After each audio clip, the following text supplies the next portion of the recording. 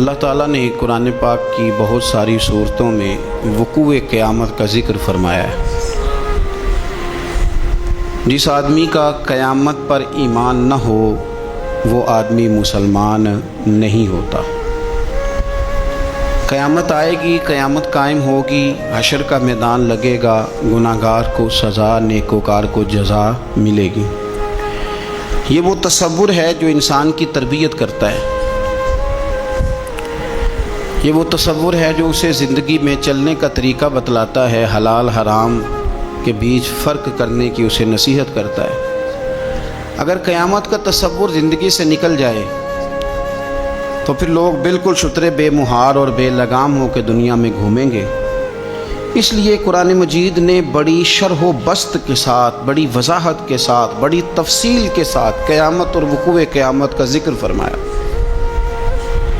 اور قرآن مجید کی متعدد آیات اور پوری صورتیں وہ بتلاتی ہیں کہ قیامت کا منظر بڑا سخت ہوگا، بڑا گمبھیر ہوگا، اور اس کے اندر انسان بڑا گھبرائے گا۔ قیامت کب آئے گی؟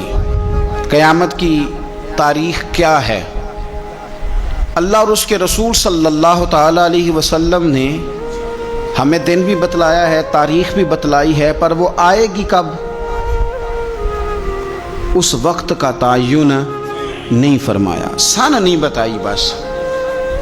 اب بہت سارے بیوقوف دنیا میں پائے جاتے ہیں، اور ہمیں زیادہ تکلیف ہوتی بھی اسی بات کی ہے کہ لوگ امت کے اتحاد کے اندر بہت بڑا رخنہ ڈالتے ہیں ہر اس موقع پر کہ جس موقع پر اتحاد کی بات کی جا سکتی ہے، لوگ انتشار کی بات کرتے ہیں۔ یہاں بھی اس موقع پر بھی لوگوں نے یہ لکھا ہے کہ اگر حضور کو پتہ ہوتا کہ قیامت کب آئے گی تو حضور بتا نہ دیتے۔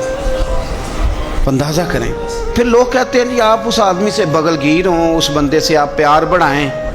میرے تو جو ابا جی کو ان پڑھ کہے میں تو اس سے پیار نہیں کرتا تو جو مدینے والے رسول کے علم پر اعتراض کرے۔ ہاں یہ یاد رکھیں، ہزاروں قومیں وجود میں آئیں دہر میں خشک و تر کے رشتے سے، پر ہم نے بنیاد دوستی رکھی یاد خیر البشر کے رشتے سے۔ ہم اس کے غلام ہیں جو حضور کا غلام ہے، لیکن اسے ہر مقام پر نبی پاک میں نقص نظر آئے تو پھر دشمن احمد پہ شدت کیجئے، ملحدوں سے کیا مروت کیجئے، اور شرک ٹھہرے جس میں تعظیم حبیب اس برے مذہب پہ لعنت کیجئے۔ یہاں بھی لوگ دیکھیں کہ بات کیا چل رہی ہے قیامت کی، اور آپ کیا تفسیر بیان کر رہے ہیں کہ حضور کو پتہ ہی نہیں تھا۔ یہ انداز آپ نے اختیار کیا ہے۔ قیامت کی علامتیں نبی پاک نے ہمیں بتا دیں، فرمایا کہ جب یہ معاملہ ہو جائے تو سمجھ لو پھر قیامت آنے لگی، سمجھ لو پھر قیامت۔ دیکھیں نا، لوگ کہتے ہیں جی جب آپ کا جسم ٹوٹنے لگے، جب آپ کی طبیعت میں کمزوری آنے لگے، جب آپ محسوس کریں کہ میں ان بیلنس ہو رہا ہوں تو چیک اپ کرا لیں، شوگر تو نہیں ہو گئی۔ یہ اس کی علامتیں۔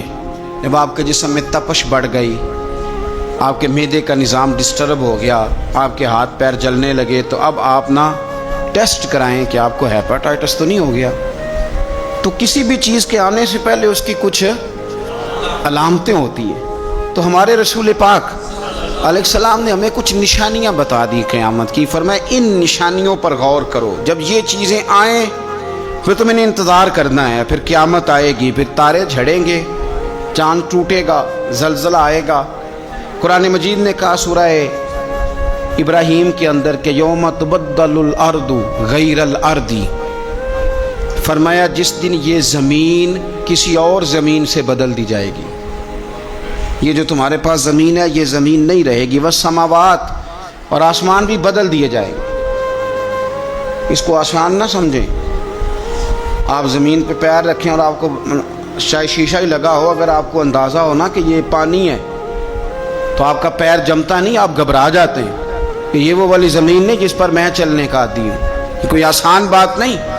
آپ اپنا ملک چھوڑ کے کسی اور ملک جائیں تو آپ بڑے پریشان ہوتے ہیں، کہتے ہیں میں پردیسی ہوں، اور انشاءاللہ پردیسی کوئی بھی نہ تھی وے ککھ جنا تو پارے تاڑی مار اڑانا باہو اسی تے اگے ہی اڈن ہارے۔ بڑا مشکل مرحلہ ہے پردیس، حالانکہ زمین وہی ہے، لیکن آپ کی مٹی بدل گئی تو آپ پریشان ہو گئے۔ تو رب فرماتے اس دن کا بھی خیال کر جس دن میں زمین ہی بدل دوں گا۔ تو زمین پہ پیر رکھے گا پر یہ وہ والی زمین نہیں ہوگی، والسماوات اور آسمان بھی بدل دوں گا، وبرزوا للہ الواحد القہار، اور فرمایا سب لوگ اس دن اس اللہ کے سامنے کھڑے کیے جائیں گے جو وحدہ لا شریک بھی ہے اور سب پر غلبہ رکھنے والا بھی۔ اس دن سب اس کے سامنے کھڑے ہوں گے۔ میرے نبی کریم صلی اللہ تعالی علیہ وسلم، نبی پاک علیہ السلام نے دو قسم کی نشانیاں بیان کی۔ ایک علامات کبریٰ ہیں، بڑی بڑی نشانیاں، جیسے دجال آئے گا، یاجوج ماجوج نکلیں گے، حضرت عیسیٰ علیہ السلام آئیں گے، امام مہدی علیہ السلام تشریف لائیں گے، تو یہ بڑی بڑی نشانیاں۔ لیکن اس سے پہلے چھوٹی چھوٹی نشانیاں بھی حضور نے بیان فرمائی، اور فرمایا یہ تو مجموعی طور پر ہوگا نا، ساری دنیا کے لیے دجال آئے گا، یہ تو مجموعی طور پر ہوگا نا کہ ساری دنیا کے لیے امام مہدی آئیں گے، جناب عیسیٰ آئیں گے، یہ تو مجموعی ہے۔ لیکن تم انفرادی طور پر بھی اپنے دائیں بائیں دیکھو کہ یہ جو چھوٹی نشانیاں یہ تمہارے اندر تو نہیں پیدا ہو گئیں۔ بخاری مسلم میں حدیث ہے، حضرت سیدنا عمر فاروق رضی اللہ تعالیٰ عنہ حدیث کے راوی ہیں، تو نبی پاک صلی اللہ تعالیٰ علیہ وسلم سے کسی نے پوچھا کہ حضور قیامت کے بارے میں کچھ بتائیں، تو نبی پاک صلی اللہ علیہ وسلم نے فرمایا جب لونڈی اپنے مالک کو جنے،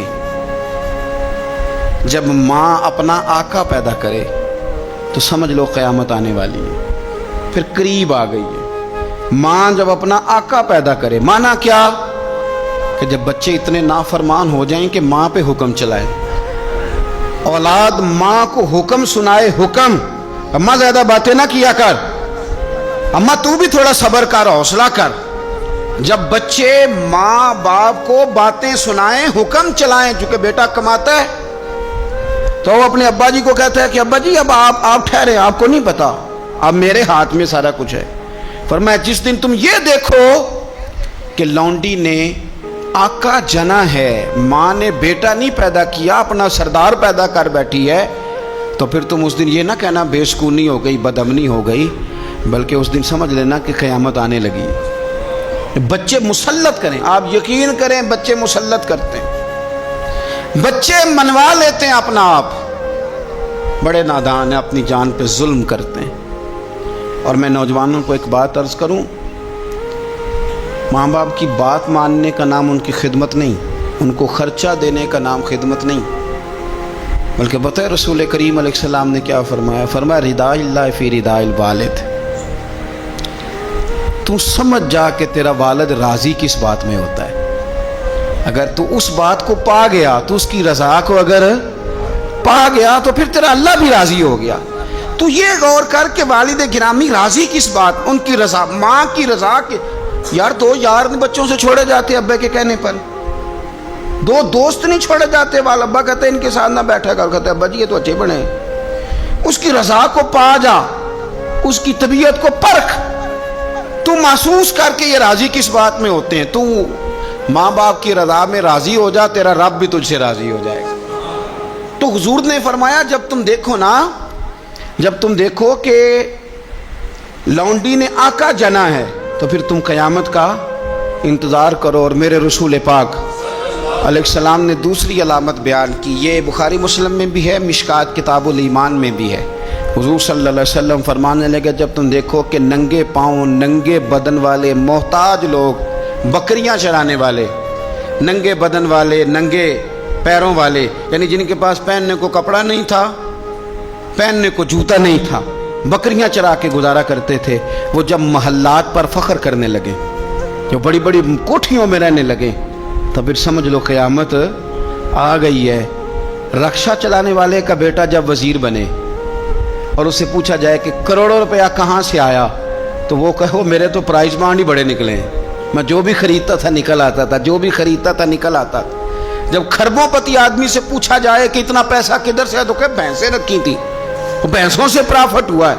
ہم اللہ کے فضل پر معاذ اللہ کسی قسم کا کلام نہیں کرتے، لیکن میرے رسول پاک علیہ السلام نے فرمایا کل تک جس کے پاس جوتا نہیں تھا، پہننے کو کپڑا نہیں تھا، جب وہ محلات پر فخر کرنے لگے اور یہ بتانا اس کے لیے مشکل ہو جائے کہ میری کروڑوں اربوں کی جائیداد کہاں سے آئی، قوم کو لوٹ کر جب لوگ بڑے بڑے محلات پر فخر کریں، تو حضور نے فرمایا پھر یہ نہ سمجھنا ہماری معیشت خراب ہو گئی، یا پھر انتظار کرنا پھر قیامت آئے گی۔ پھر تم نے قیامت کا انتظار کرنا ہے، قیامت آئے گی۔